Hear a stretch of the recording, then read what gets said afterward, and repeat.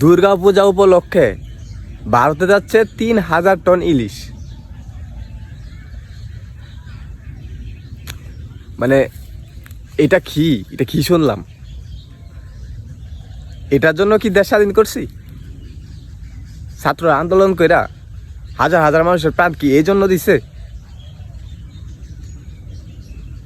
কই আগের মতোই তো সবকিছু চলতেছে, সবকিছু তো আগের মতোই চলতেছে। তাহলে দেশ স্বাধীন করলাম কেন?